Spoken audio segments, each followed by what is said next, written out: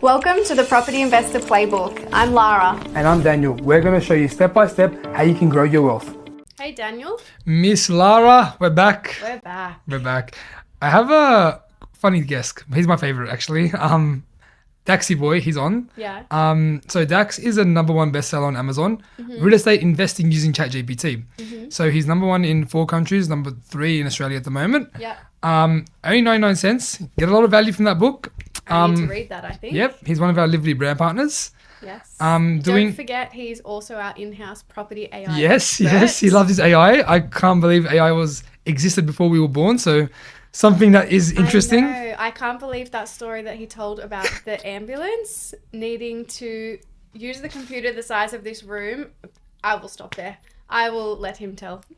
But no, look, I guess he's got some good stories. He's had some experience in this industry. Yeah. I guess everyone who's looking at getting into property investing, but also seasoned investors, tune in for this one. This will be an interesting podcast. Yeah, definitely. I think Dax is, he's tried and tested the market. Yes. He's built his own property portfolio. He's semi-retired himself. He's known as the property hitman. The property hitman. I actually love that term where he, Yep. he obviously doesn't kill anyone. He's retiring people through investing in property. So it's a really good concept and I love it. I think he said he's up to number 7 or 8 now. 7 or 8. Yeah, he's about to retire somebody else after they purchase one more property.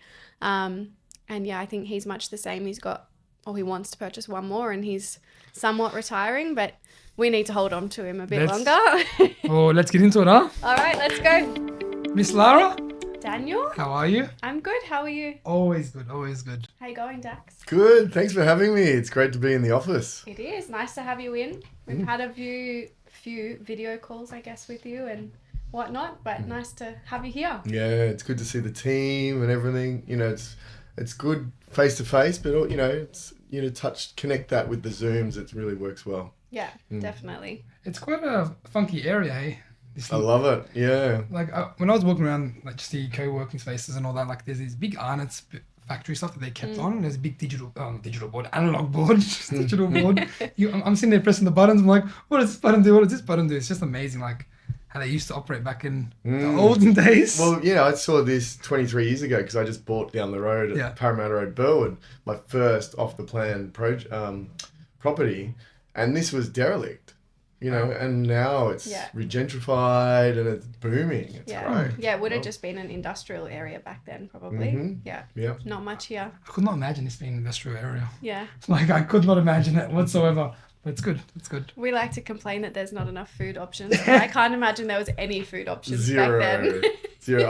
Well, look, where I was, Burwood Road, Parramatta Road, you just walk into Burwood and there was some great options. But out here, it was a wasteland. Definitely not. Nothing's changed. Nothing's changed. Yeah. All right, let's go. All right. I think let's start with our normal first 5. Yep. We'll see how you go. We've got 5 questions for you. We'll try and wrap them up in about 30 seconds. Okay, bring it on. See how we go. Let me get my funky stopwatch.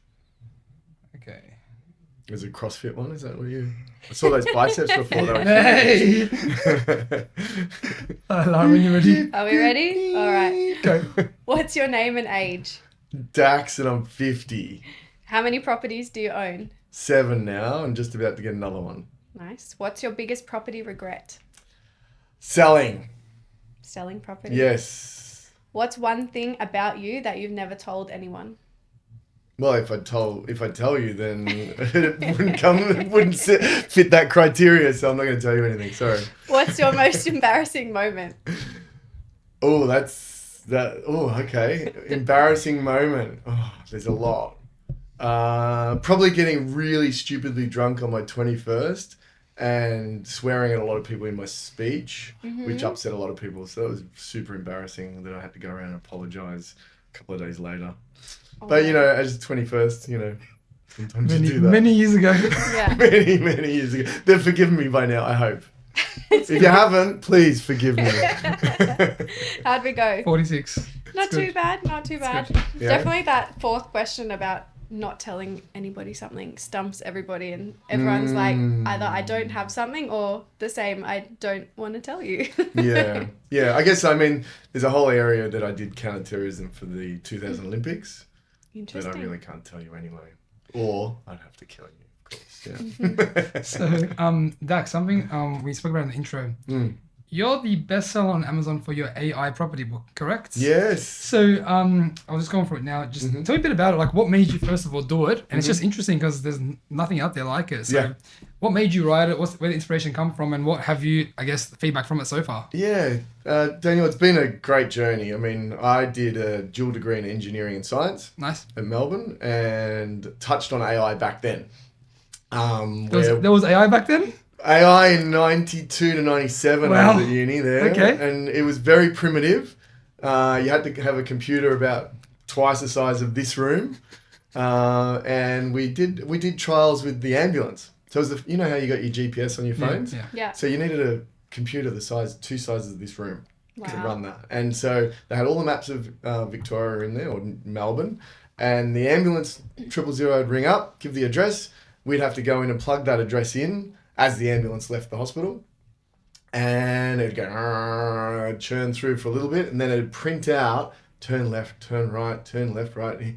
And we'd run over to this fax machine and plug it into the fax machine. And I don't know if you remember the big brick phones that were in cars. Yeah. Well, we hooked one of those up to a fax machine in the ambulance. Yeah.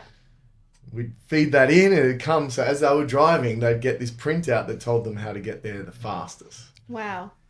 Yeah, so that was crazy. my first I'm touch. used to, like, you know, when I was growing up, I had the old, you know, directory where you'd look at the map, but I guess you can't do that in an ambulance. You're like trying to get to your location as quick as possible. Wow, that's so crazy. That was the first. And then right through my career, you know, defense contractor, and you know, a lot of tech, NBN and things like that I worked for. We touched in AI throughout, and then it was until, you know, I started my property journey and with the team. ChatGPT came out almost 2 years ago. November it'll be 2 years ago. And I went, wow, let's play with this. So I had Christmas, New Year's off, and I liked doing little projects at that time. And I thought I'll deep dive into that and see how we could use it in property. Now, the worst thing is it lies, cheats, guesses, all this sort of stuff. You may have, you know, people out there probably played with it. So it's better inputs, better outputs. Okay. And so if you I learned that, and I found over that time it's worth implementing with the team.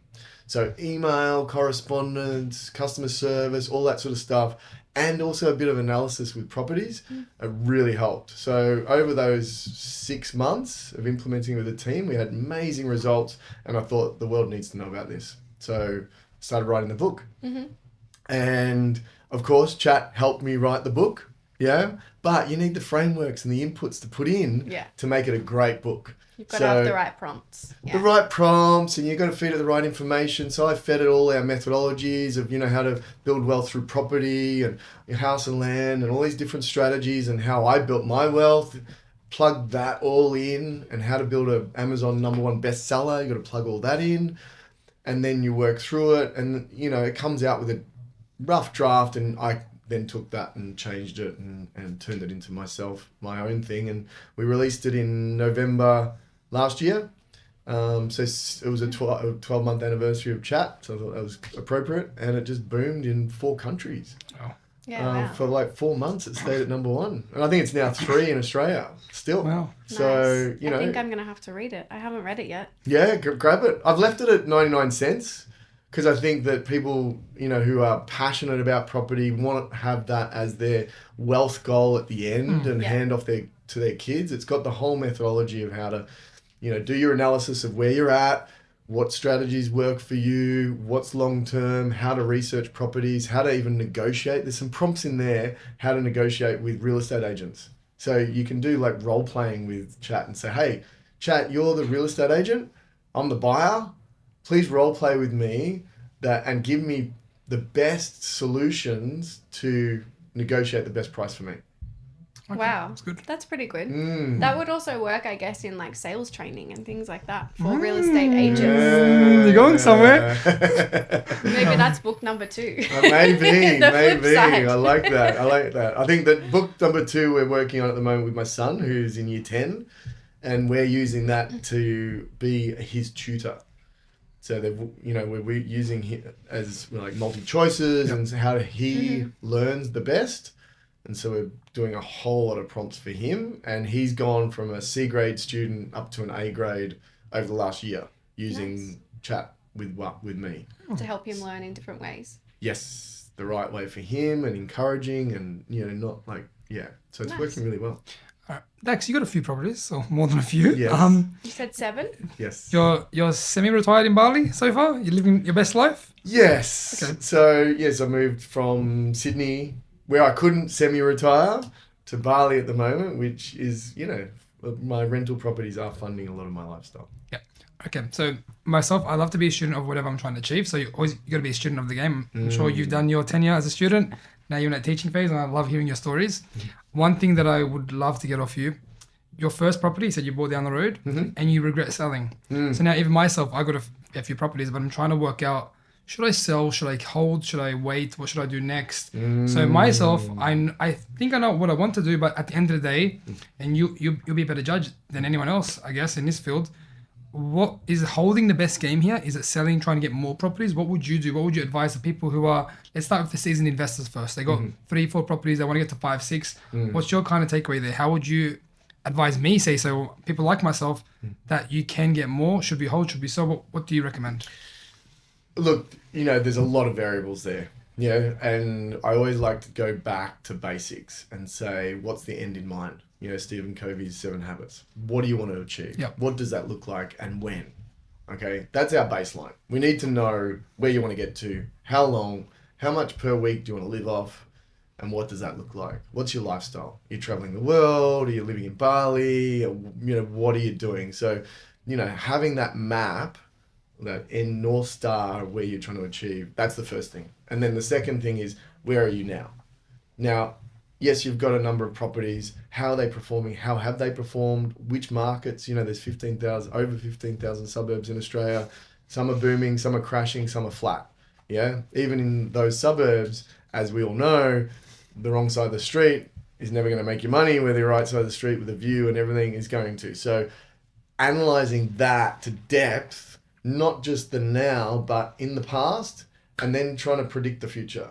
Because if we can start making some clear decisions on how they've performed, you may have 5 properties and you look at it and say 2 have done amazingly and 3 haven't. Now, are they in a flat market that's just about to boom, or are they just in a flat market? We need to decide out those and have a look at the portfolio, almost like a share portfolio. I look at it. And then look at the markets going forward and going, well, which ones do we think are booming? Where's the government putting money into? All that sort of stuff to make a clear decision on hold, sell, or buy another one, and where should we buy it? And, the stuff that we're buying at the moment for our clients in the last 3-4 years, we've seen them coming back almost every year with the equity growth and the great cash that they're able to buy 3 or 4 very quickly and then sit on those for quite some time. Yeah. So I hope that helped you answer the question. It does. Like, I guess you said it right. If you don't have a plan, you're kind of working towards nothing. And I think we use this in every part of our lives, to be honest. Yeah. At school, career, sports, personal, whatever it may be. If you don't have a plan, or you don't know what you're working towards, what are you truly doing? You're just, I guess, doing nothing, would you say? You're not going anywhere, you're just going sideways. So you said it right. So again, personally, I want to retire at a certain age. That might be 10 years away. I don't want to work as hard. I saw my parents go through it. They're still working as of today. They're just doing what they feel like is doing the right thing. And I know that the age now where it's getting harder and harder day by day. So if I can help educate my clients on that, I'm going to go do that. And I guess you love retiring people. How many people would you say so far? We'll get into it. I was coined the hitman, the property hitman. The property hitman? Because I've retired a few people. One's in regional Victoria, one's moved to Japan with his wife and kids. Wow. And living off the cash flow. And I've just got one more client. We're just buying one more asset for him. Yep. And he should be out as well. And that's a beautiful feeling to see people do that. I'm on my way as well, which is a great journey for me to follow with them as well. And, like you said, having a goal in mind, I find pretty much all my clients that have that goal and are very clear on the trips they're going to take, the boat they're going to buy, the car they're going to drive, the house they're going to live in at that time frame, and the cash they're going to live off, it actually happens faster It's amazing. It's amazing. So, you know, that's one thing. If you want to take one thing away, is solidify that end game very clear in your mind. Yeah. Do you think it happens faster because they really map out, I guess, how much cash they will need to do whatever it is they're set out to do, and then you can work towards that rather than just buying property, hoping it does the thing, and I might be able to go on a trip. Yeah, and it's like I agree with you, and it's almost like being able to compare an asset and go, does that fit in with my goal? Is that going to produce what I need? Nope. Okay, get rid of it. Yeah. Does this asset do it? Oh, yes. Great. Bang. Let's just buy it. Decisions happen very quickly that way. Yeah. If you have no end goal, it's like, well, is this asset going to achieve what? Yeah. Yeah. So I'm seeing, and you're seeing it as well, a lot more first-time investors are hitting the market now. They want to invest. Some of them take 4 or 5 months to make a decision, and it's the same decision that we told them in the first time we met them. So like, it's just crazy. Coming back full circle. They go through their own little journey on the outside world, and sometimes people need that to understand that we are giving the right advice. Yeah. Property is the safest asset class in the world. Sorry, it's a no-brainer. What would you tell those young individuals who are first-time investing, want to get their foot into the property market in Australia? What would you kind of recommend? What would you say to them? Well, I'm a living example. Bought my property 23 years ago. It was $320,000, 50 square meters. I had a 75 square balcony. That was one little benefit. One of the things, if you're looking to buy, you always want something a little bit unique, different to stand out in the market. That was the unique thing that I saw in there. I fluked it. But, you know, having an expert around to help guide you in that space, I could have achieved a lot more wealth. I might be retired by now if I'd taken on an expert right at the start. Yeah. So I just explain about my experience, and the benefits of staying in the market for as long as you can. Because if you take on 3-4 property growth cycles, you know, you're actually benefiting so much more, because you hear, and people that delay, they've always heard horror stories. Yeah, Sydney market, Melbourne market's always been where it has this significant growth very quickly, and then it's flat for such a long time. And people will get stories from their parents or cousins or whatever like that say, oh, I bought the property and it was at the top of the market, and then it didn't do anything for 8 years, and I thought I'd sell it, and then the next year the property market boomed. Yeah.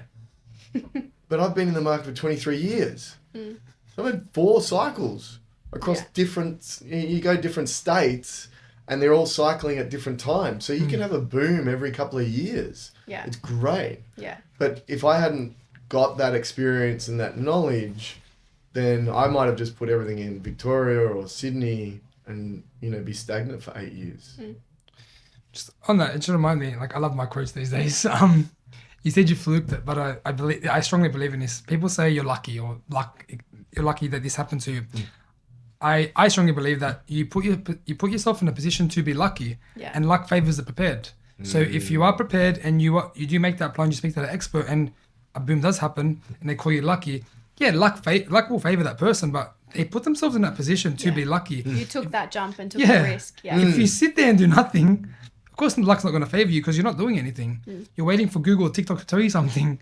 So that just reminded me of something. So anyone who's watching, just be prepared. Luck will favor you if you put yourself in that position to be lucky. One of the best quotes. I live by it every day. Yeah. And you learn from it. You know, if you just get into the market, you know, and you know, like my house and land package, I got to learn the process. I actually went to the exchange, so I got my keys and all that sort of stuff. I saw the laws and how it worked, and then I became chairman of the strata, because I wanted to know how it works.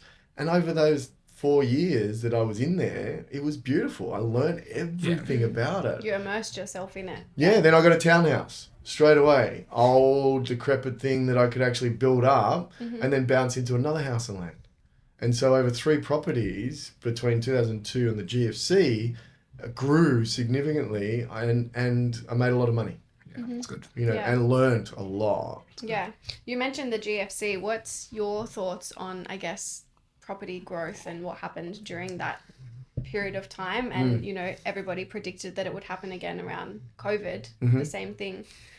What's your experience? I think you've been in the market for both of those. Yes.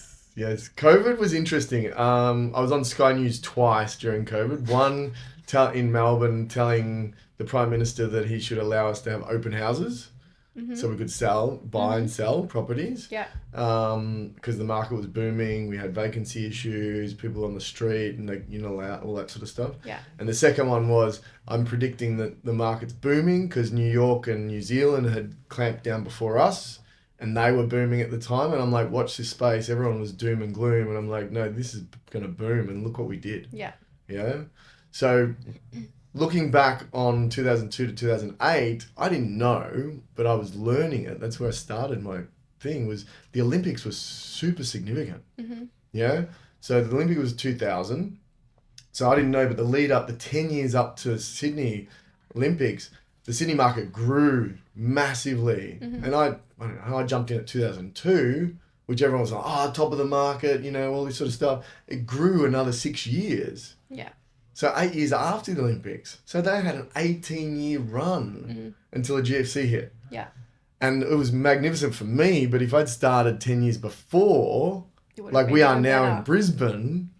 Yeah. I was just about to say, we were talking about Brisbane a couple of weeks ago, and like now's the time to start looking at Brisbane. If not, you should have started a few years ago. Oh, yeah. Yeah, as soon as the announcement came out. And look, you have to be careful as well, because when the Commonwealth Games was announced in Melbourne, I had a lot of people going to Geelong and Ballarat, Bendigo, Shepparton. That's where they were going to do a regional Commonwealth Games. And all these people were, I'm going to buy. And it wasn't locked in. Yeah. Yeah, they were like, we think we're going to get it. So all these people, those suburbs and areas boomed, and people bought in, and now they're crashed because we didn't get the Commonwealth Games. So you had to really, for Brisbane, you had to wait. Yes, we was awarded, but where are the stadiums? Where are they going? You got to be smart about and the infrastructure, and government's spending a lot of money. All the trades are going there. Everyone's moving up there. If you've got the data, you've got the expertise, there's some really good wins between now up to the Olympics and even after. Yeah. And you'll see the movement as well. Like you said, with the Commonwealth Games, there probably wasn't any of that infrastructure happening yet, or like any planning going into it. It was just, it might be coming. Didn't the Premier say that he didn't want to put any additional funding to the to boost for the Commonwealth Games? They wanted to make the regional suburbs nice, new stadium, refurb, and I think they pulled out of the funding, and I guess that was kind of the case of it. Like, no more. The trickle-on effect. Yeah, you got to be super careful like that. Same with the fast train to Tullamarine and the one out to Toowoomba, and all these news things. Some people are trying to jump before. We're tried and true, tested investments. There's ways of going about it, using all the data. We pay thousands and thousands of dollars for that data and access to make sure that they're the right decisions for our clients. Yeah. Yeah, and just trying to guess what the market says. You watch the news. The news is saying, the property market's booming, and we're already in the next suburbs past what they're saying it's booming. Yeah. The ripple effect and things like that. So a lot of techniques to... I want to buy more properties. Definitely. Yes. Yeah. We are. Bring it on. Definitely.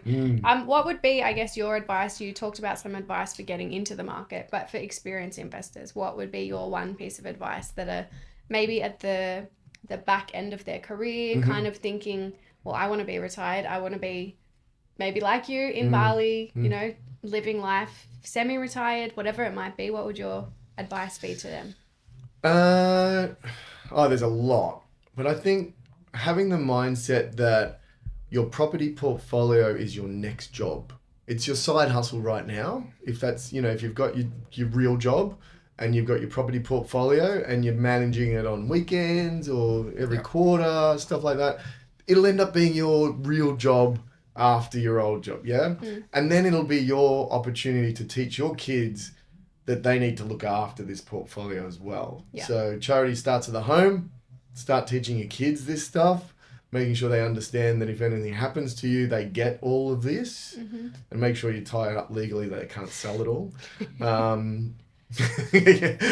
I think that's the main thing, is really focus that this asset building is your next almost career. I don't know. It'd be good to have a sort of name to it. I think it's like, it's a side hustle right now, And when you go to retirement, that's all you're going to be doing is like managing It's your your properties. career where you don't have to do anything other than manage the property. Yeah. Yeah. I tell my clients this, and it just came out of nowhere. I tell my clients that think of your properties as your employees. This is your business. Your properties are going to end up making you money. They're going to end up helping you retire. They're going to give you income and wealth and everything you need. So if a side hustle, you want to manage it. Your properties are your side hustle for now. But in the future, when you want to go on that big holiday, you want to buy a big house, you want to buy a new car, you want to do that stuff, and you're in that retirement phase, you can just pull out equities up in your bank account, go to the bank, go do what you want from there. So if you treat it as if it's your business, I think that's the right mindset to have. I feel like, because that keeps me going. I'm like, yeah, my properties are my little employees. Make sure they're doing good, because I'm paying them as well. Like, not everything's positive cash flow, so I'm still paying for them to be happy, safe, and then over time, we're just gonna hope that history repeats itself, and every year I get that growth. And so far, I haven't had any negative growth yet. So I like that analogy though, that they're your employees in your business, because they do cost you money. Some will earn you more money back than what they take. some but get back, some don't. some you've got to keep just for that steady get by period, and others they'll skyrocket your growth. Yeah. And I think you sort of that whole foundational piece is having a number of house and lands to start with is really good to have a basis, and then play with other stuff. You have a lot of, you want to build a secure framework to start with. Yeah.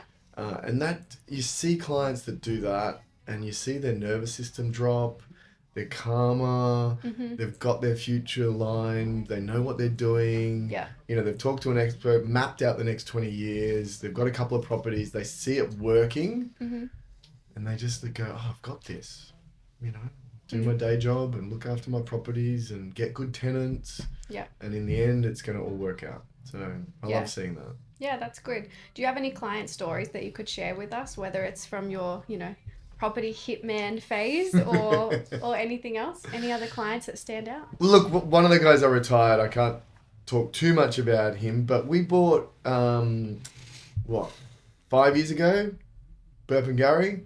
What was it, 400, 420? Yep. Now it's 800. Like, we bought 2 straight away. Next year, we pulled out some money, bought another one. Then we bought another, so he's got 4 in that sort of immediate area. Then we went south to Logan, bought another one down there. Then he got adventuresome. So he had enough portfolio, house and land, that he was like, okay, I'm set, I'm done. Okay, so we moved him out of a beautiful suburb in Melbourne to a farm and sold his house so he could support that, pay down the farm. And his kids are out there, and he got a boat and all that sort of stuff. And then he's like, okay, I want a bit more risk. And he bought 6 units in one block. And that was positive cash flow. But you need a lot of cash to pull out of his other assets in Brisbane to go and do that. Didn't cost him anything. He just took equity out of his 6 properties in Brisbane, which was brilliant. He had to be able to bounce into that. And then that left him with $2,000 a week. Total over his portfolio. That's pretty good, huh? Nice. So he's got the capital growth of the home land and the actual land that's always going to grow. Yeah. He's got the positive cash flow of the apartments. Yeah. That's perfect. And he's got the whole property. And what we did was, it's on a big block of land, so we're looking at actually putting another 6 units out the back. If he wants to. He doesn't have to. How long was this journey, if you don't mind me asking? He's been, like, his home, and he had a 1-bedroom unit been going for, he paid off his home. So he wasn't experienced, but he had a good equity base on his home. So we were able to leverage that. But yeah, 5 years. 5 years, all started from that. Wow. Yeah. So 5 years from when he started investing outside his family home. Yes. So Nice. His whole goal was just to pay off the family home, and he had 1 investment unit. And so from there, we were able to use all that equity to buy his portfolios, to now he can live off his portfolio. Yeah. Nice. could you just imagine all our clients who are in their 40s to 50s who are sitting on their family home? There's equity there. You can use that for have a 5-year plan, make it 10 years, and be safer. In the next 10 years, you can potentially 10x your capital growth, make some money, then just live easy. Yeah. Live a much easier lifestyle. Yeah. You don't have to worry about the pension, worry about how you make money when you retire, worry about all these things that come in after you finish your career. You can just Yeah, there would be so many people out there, and a lot of our crazy. clients that Actually have been coming crazy. to us, you know, they had that typical Australian dream, I guess, of The white picket exactly fence. that. Or just pay off the home. Your family Yeah. home. Yeah, like, because then I'll be comfortable. You know, I won't have a mortgage. I won't have to worry. I'll be fine. But yeah, they're not really thinking until they get to that 40, 50, sometimes older than 50 age, and they're like, hang on, but I'll have no income. Yeah, yeah. Yeah, How do get I it. live? Yes, Yeah. I won't have a mortgage, but I still have to buy food. I still, you know, want to go on trips or go overseas or whatever. So, And there's one thing that's come to me a lot more, and Dax, you can chime in here. People our age, I would say, and you tell me if I'm wrong, they're all saying that they want the nice fancy car now. They want the nice waterfront property now. They want to live on the beach now, not tomorrow now. So the hardest thing that I'm seeing right now is telling people like us that I think won't you first have the stable income, stable home environment, stable living, stable career. Just try and be semi-stable, and then from that, make your stepping stones nice. Go from, okay, let's buy one property. Let's go two. Let's go maybe 3 to 4 straight away. Like have those stepping stones and those like the plan again. No plan, you're going nowhere. yeah. Then eventually you'll get to that nice fancy car, waterfront living. And I guess that's why people get upset when we're talking to them. They're like, why can't I have the Audi now? Why can't I have the waterfront property now? I'm like, if you want it now, you have to plan 5 years ago. So that's the hardest thing I feel like for people our age. They want it all now, but you just need to plan. And that's, again, To expert put first. yourself in a good You spot have for the to. future. Yeah. You And have to. I mean, look, I'm on the other side. I'm a lot older than you guys, and a lot of my clients are coming up to my age, and a lot of them feel that they're too late. Yes. Yeah. I can't do anything. I'm 40. Like, I got no property, like zero property. They're just renting. Oh, can't do it, and give up. And these days, I know I'm going to live to 100, if not 180, that's my goal, 180. Yeah, easy. Yeah, but look, even at 40, you've got 30 years Yeah. of work. You can work for 30 years. I can build you a massive portfolio over 30 years. So, you know, the message there is if you don't have property and you haven't saved and you've blown it up with the Audi and the waterfront rental and all that sort of stuff and lived that life, and you get to 40 and go, oh my God, I've failed, I'm over and it's done. No, hard. don't look at society. Society is trying, all these social medias and saying that, yeah, you're done. You've got 30 years. Yeah? So, like, don't give up. We've got plans that are 20 years. You know, if you need that 30, you can do it. Yeah. So, you know, just talk to us professional experts that can help you get on the right path straight away. And even the people that do have a bit of equity in their own home, I guess, probably wouldn't need that full 30 years to achieve the same thing. So just because they've only got one doesn't mean they're off the cards. Yep. Yeah, The more knowledge you get, the more power you can have in your own life. definitely. Yeah. And that's where you dip your toe in to have a bit of a go and learn it and go, oh, okay, this side hustle's cool. Wow. It's going to earn me a lot of money and I can sit back and make money while I'm asleep. Yeah, Yeah. definitely. All right. Well, I think it's been great to have you on, Dax. Yeah. Thanks for coming in. Thank you, Dax. You're welcome. It's We'll, great to catch up always. Yeah. Yeah. Hopefully we'll be in Bali next time. I'm invited to Let's it. do the Bali one. Shall we do it? We'll do it. Yes. Okay, we'll do a podcast from Bali. I'll sit here and be jealous. Actually, we can do a Bali property investment scenario because I've been doing a lot of research while I'm there. Very different market, very high risk. There's a lot of different things compared to Australia. So if anyone's thinking about getting into it, definitely reach out to me because it's a minefield and you don't want to go in without massive amount of research. Just that's a key warning. Let's explore it. Yeah, sounds good. Fun. All right. Thank you, Thanks, Dax. guys.